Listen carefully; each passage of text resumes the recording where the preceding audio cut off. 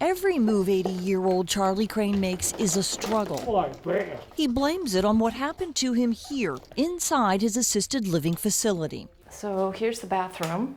Charlie's daughter Susan showed us where her dad fell face down on his bathroom floor, Between the armoire and the toilet. unable to get up. Immediately press my button, probably several times. He's talking about a personal health button worn on the wrist, just like this one. When pressed, it calls the facility staff for help. Yeah. Charlie says it's one of the reasons he shelled out big bucks to live in assisted living facility, Aljoya, Mercer Island. This is it, and you push that. But when Charlie needed help last December, he says the device failed. So I push my button again and again. 2 hours, 4 hours, 8 hours. An entire workday ticked by before Charlie was discovered. He was black and blue. His face was just all. Aljoya staff found Charlie when his other daughter couldn't reach him and asked for an immediate, unscheduled welfare check. It didn't work when I needed it. Charlie was hospitalized for 4 days. Ever since, his neurodegenerative disorder, which triggers tremors, has spiraled out of control. Prior to this, I was completely independent.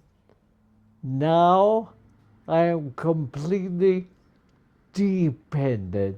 In the spring of 1971, He can't even hold a book. I'm sure. Aljoya's own medical evaluations of Charlie, obtained through a public records request, show a big increase in the care he now requires.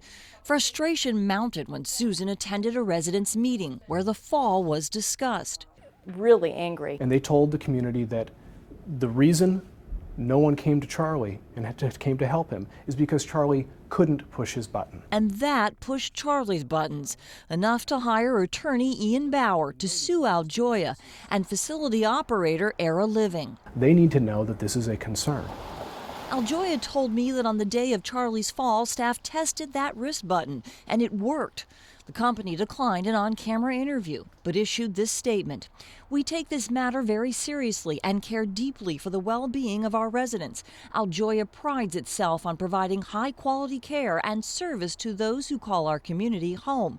Out of respect and dignity for the residents of Aljoya, it would be unfair for us to provide additional information at this time. Aljoya did report Charlie's fall to the state, Let's give you some water. and DSHS launched an investigation.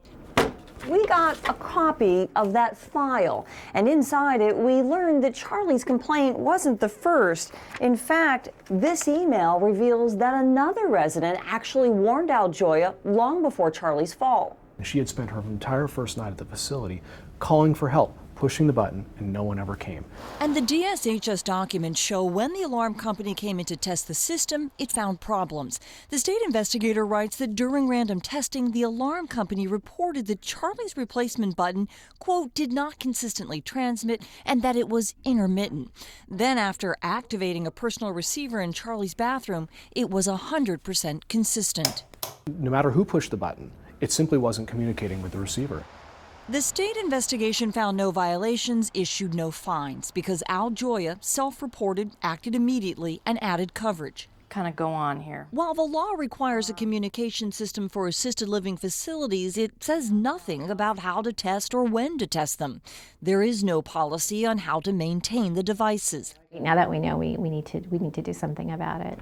State long-term care ombuds Patricia Hunter advocates for long-term care patients. Now I know I need to educate consumers. She says a rule change to the regulations is the best fix. Right. We've asked DSHS to consider that. Hunter says she will too. Because it's about safety of, the residents and vulnerable adults, that we could all get on the same page and work together and make this real happen.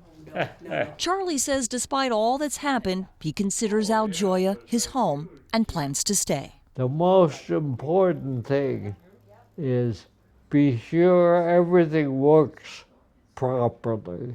You may be wondering why no one at Aljoya checked on Charlie earlier. Well, he was so independent, his care plan only required a morning check-in with the front desk, something he did before the fall. We will let you know if the state decides to add any new regulations on emergency call systems at these facilities. Michelle Esteban, KOMO Investigators.